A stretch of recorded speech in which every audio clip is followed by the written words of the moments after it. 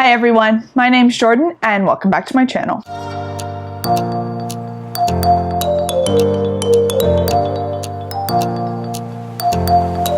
If you have been following my channel for a bit, you probably know that I recently finished The Realm of the Elderlings, which is an expansive series by Robin Hobb that covers 5 different series and a whole host of characters.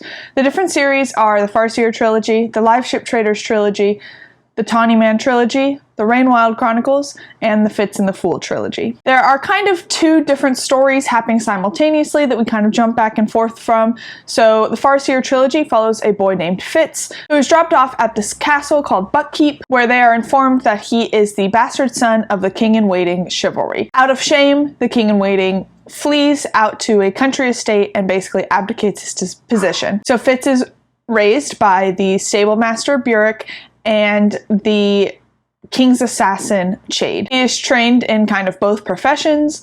He becomes an assassin himself, and there is this whole quest that happens throughout that series. And then the other story we're kind of simultaneously following starts with the Live Ship Traders trilogy, and they are in this town called Bingtown where there are these trader families. They're basically merchant families, and the wealthiest of them own these live ships. And a live ship is a ship that is made out of wizard wood that after 3 different generations in a family die on the ship, it becomes quickened and basically becomes alive, and it can withstand the acidic Rainwild River, and it can also kind of move on its own to some extent. So in that story we follow the Vestrit family, which is a trader family, and Althea is the daughter of the man that is the 3rd generation dying on the ship, and she thinks he will leave the ship to her, but instead he leaves it to his sister and her husband. And it's just kind of their story of battling like this inner family turmoil and things like that. And the stories do intertwine a lot towards the end of the overarching series. So why should you read The Realm of the Elderlings? First, I'm gonna get into the plot and the pacing. The plot and the pacing in general are both just very slow for a lot of the story. Robin Hobb is a very character-driven reader, and I will get more into her character work later, but the main focus for a lot of the story is the characters and their emotional growth and the way they kind of inhabit the world and the way they interact with the world. So while there is definitely a plot, there is a very strong plot, and in each book we kind of have this main goal. Her main focus is not the plot. I've heard a lot of people say that the plot is just too slow for them and they just don't love them as much because of that. So if you are a very plot-driven reader, this series may not be for you. I will say though, the plot that is there is still a very strong plot, and she does an incredible job with the plot. There is a very rich lore that we very, very slowly uncover as we get through the series, and you don't even fully understand it until the Fitz and the Fool trilogy. There's so much magic that happens, especially towards the end of the Farseer trilogy. You really start to see a lot of it, and then throughout the rest of the series you see a lot of it. There's 2 main types of magic. There is the skill and the wit. The skill is kind of a mind-to-mind communication and influence that people can have, and it is believed to be something that the Farseer family has basically on their own. Then there's the wit, which is kind of this dirty magic that it allows people to bond with animals and kind of talk to animals mind to mind and influence animals and that kind of stuff. Fitz has both magics, but he is not getting adequate training in either, so that's kind of one of the main struggles. But aside from those 2 magics, there is a deep, deep lore and a lot of unexplained magic that happens, especially in the beginning of the full series. There are these people called Elderlings, which the series is called The Realm of the Elderlings, and the Elderlings are a very ancient race, and nobody really knows a lot about them. We kind of learn more about them by the end, but we still don't know, we don't have a full history book of them. So there's this race of Elderlings that are unknown but have left a lot of relics and things behind that no one really understands. And so a lot of the conflict has to do with figuring that out as well. A lot of the plot progression is pushed forward by the politics in both stories. It is pushed forward a lot by politics and by interpersonal relationships and things like that. There is a war going on in the Farseer trilogy, but we don't really get a whole lot of battle. It's more so that is kind of influencing what the characters do. Less so we are in the heat of battle. There aren't big battle scenes in the war or anything like that. It is kind of like influencing the plot, but not directly involved with the plot. That is not to say that there are no action scenes in this series. There are some really, really intense action scenes that are really well written and really fun. They're just kind of they're few and far between compared to some of the other more action-packed series out there. So with that,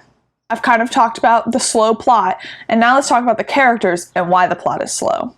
Robin Hobb is probably the best character writer I have ever read.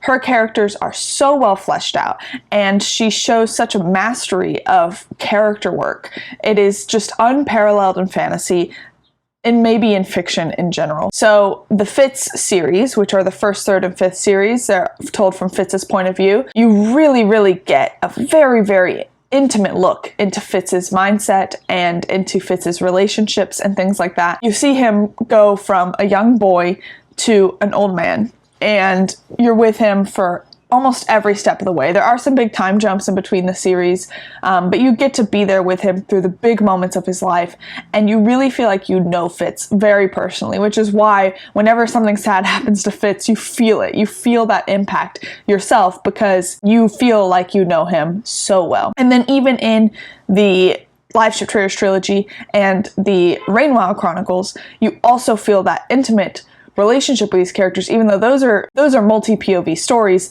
third person. So like the Fitz stories are first person, you're with Fitz the whole time. The other ones are third person, multi-POV, and you still feel that like intimate knowledge, that intimate connection with these characters.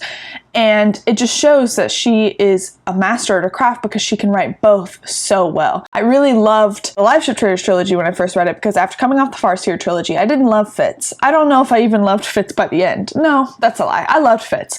But he definitely is a flawed person, which I think a lot of that is because he's telling his story, so you're seeing him as he sees him, which that's a whole other can of worms. In the Live Ship Traders trilogy, you get this multi-POV story, so the plot feels like it's moving a little faster because you're getting everyone's insight into what's going on. You're getting everyone's perspective on the world as a whole. And so you're getting multiple people that are interacting, you're getting their POVs, but you're also getting different parts of this world and different parts of this town and how they're interacting. And it's just such a fun way to see this world, and I think it was the perfect way to see this world. And I think that Robin Hobb effortlessly flipping between first person to multi-POV third person was just like so exemplary, and everything about her characters, whether it be Fitz or this whole host of characters, feels so personal. Her perspective writing is also very, very good. Like, you'll see a perspective from this one person and they'll be thinking this one thing about the situation, and then you switch to a different perspective and you see it in a completely different mindset. You see the other person in a completely different way, and it just goes to show that she is an expert at flipping between the two, because a lot of times it feels like an author, while it may be multi-POV, they're definitely pushing not an agenda. That seems like it has malicious intent. But they're trying to tell their story, and it doesn't feel super different between each POV. This one, you can really tell that like a person always sees themselves differently than somebody else will see them, and you really see that is very well highlighted in this book and in this series. Robin Hobb made me care so much about a talking ship. Like, it seems like such a silly premise, but she really makes it feel so real and so grounded, and you just care so much for all these characters, whether they be human or ship or wolf. So overall, her character work is just out of this world. If you are a character-driven reader, you should definitely read Robin Hobb. And I will say, if you read the Farseer trilogy and you're like, that was good, but I don't know, keep going, because I felt kind of the same way. I really respected Robin Hobb's writing in the Farseer trilogy, but I wasn't totally sold. And I think I'm going to like it a lot more on a reread. I think after I reread it, I'm going to like it so much more with the context of where the story goes. But it definitely is a smaller scope in the first book, and Fitz is younger, so you're seeing this world through a very young set of eyes. But Live Ship Traders is one of the best trilogies I've ever read in my life, and then they all are just phenomenal from there. I'll segue from that into her prose. Robin Hobb's prose is perfection in my eyes. She has a way with words where she can craft a perfect sentence that is so impactful, and her prose can be very lyrical and very moving and very beautiful without being too overly flowery. It just feels like every big moment hits so much harder because of the way she crafts her words. When I went and read Fool's Assassin, which is the first book in the Fitz and the Fool trilogy, which is the last trilogy of the series, there's a big time jump, and you kind of start out the story very slow, and not a lot happens until towards the end of the book. But I was so invested. It's one of my favorite books in the series because I felt like it was just this beautiful snapshot of Fitz's life, and getting to have this slow moment with Fitz and his family, and just the way the story is progressing while it's so slow. Like, I was messaging my friend that I was reading this with, and I was saying, like, nothing is happening and I'm obsessed. Like, there was not a whole lot happening for the beginning of this book, but I was so invested in every single sentence because of her prose. Her prose is so digestible while also being so beautiful and transporting you to this world and making you really, really feel with these characters. I am a character-driven reader, but normally I can't do like a no plot book. I have to have some sort of plot, and there's not many authors that I could write about nothing. Like, I mean, not that she was writing about nothing, but writing about no plot. Like, there was not a lot of story progression for a lot of the beginning of Fool's Assassin,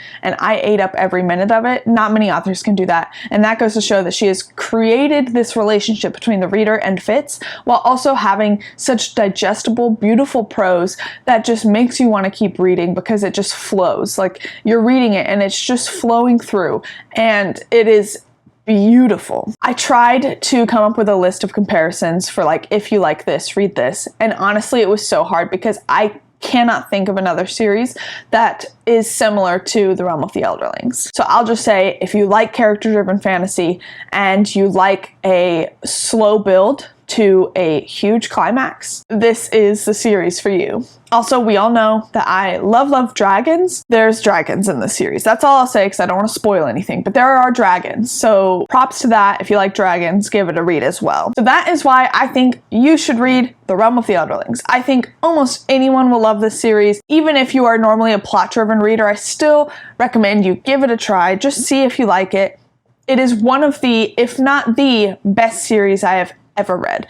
It is beautiful. So I highly recommend you check out The Realm of the Elderlings. That is it for today. Thank you guys for watching. If you could please like, comment, and subscribe. Let me know down below if you've read The Realm of the Elderlings, and if not, if you plan on reading it. If you really like my content, please hit the notification bell to be notified every time I post new videos. I also have a Patreon that I will link down below if you want help. If you want to help choose my TBR and patron exclusive reading sprints, etc., etc. Thank you guys for watching. As always, your support means the world to me, and until next time, thank you guys.